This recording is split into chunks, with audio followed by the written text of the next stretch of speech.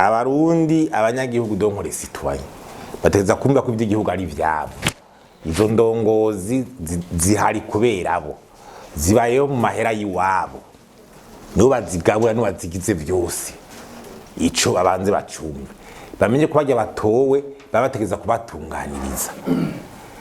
Muri ico gihe rero bahamagariwe kuba batora baravye abantu bazobagirira akamaro.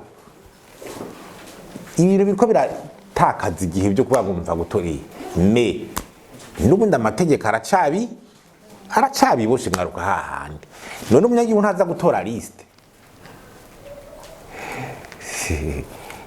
burya handi batora abantu imigambwe ishiraho abantu kugira abantu baze batora umuntu umugambwe kazoga tuti badutore naho kubera afite icamaze mugabo yatwaye yari afite kurera iwacu mu mugambwe mugabo hamakira ama liste bloquée. Nico ni kibazo mu nshinga amateka. Kibazo hari ibinyamateko bikiboshe bituma na wa munyagihugu aho yofatira barumwere gihugu aho yofatira kugira ashobore tuma nawe yovuga ati ibintu bihinduke gutyo usanga bigoye. Ngivyo ryo amanje gusanga ameze ku ikindi naco ningena amatora bameze umuco wayo umuco wayo nukumenya ati eske nyimba turi muri komine kanaka ibyo twatoye ni ivyo nyene. Ivyo bisubira no mu muco ngena abanyepolitiki bagize amategeko wa electorale transparence bizokurikiranwa gutyo duko. Umva rero amategeko yaboshe n'umunyagihugu ashaka kugira icyo ahinduye urahamenera.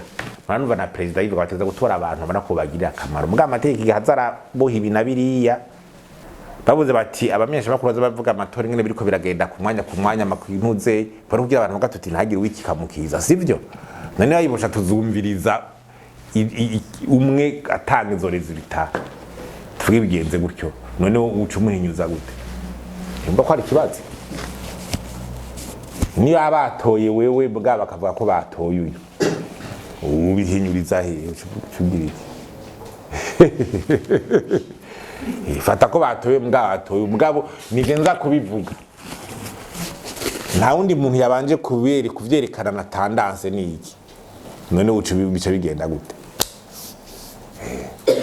Gusa nuko haba un plaidoyer collectif mu ndigati duhindura amategeko duhindura ibi